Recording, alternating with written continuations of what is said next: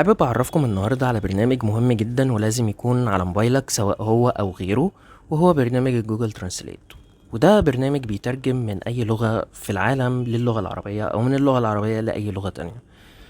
زي مثلا لو انت عايز تترجم دلوقتي كلمة من الانجليش للعربي، تمام، من اللغة الانجليزية للغة العربية، والكلمة دي انت مش عارف معناها. زي مثلا مثال الكلمة اللي قلناها الصبح النهاردة في البوست بتاعت اللي اسمها بروتوتايب.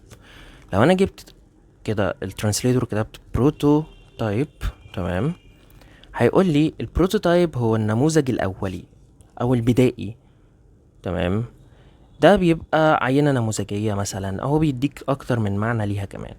ده مثلا بروتوتايب، ده اللي هي النموذج الاولي، ان هو لما شركة بتطلع لاول مرة جهاز اول مرة يتعمل وهو بيبقى نسخة واحدة منه، تمام.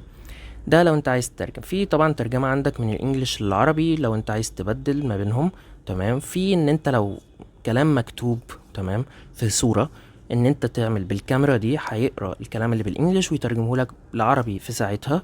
وفي الكونفرزيشن دي اللي هي بتقدر ان انت يبقى يعني تتحدث مع حد، لو حد مثلا بيكلمك انجليش وانت عايز تفهمه، فانت بتتكلم عربي، فالترانسليتور ده بيترجم له العربي اللي انت بتقوله لانجليش، وبيترجم لك الانجليش اللي هو بيقوله لعربي. فالبرنامج ده هيفيدكم جدا الصراحة. وغيره طبعا في برنامج زي شات جي بي تي، تمام.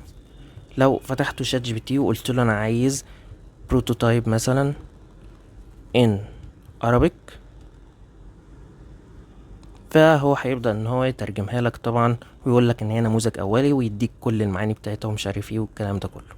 فاتمنى تكون الحاجات دي فادتكم، والادوات دي مهمة ليكوا جدا، واتمنى تستخدموها.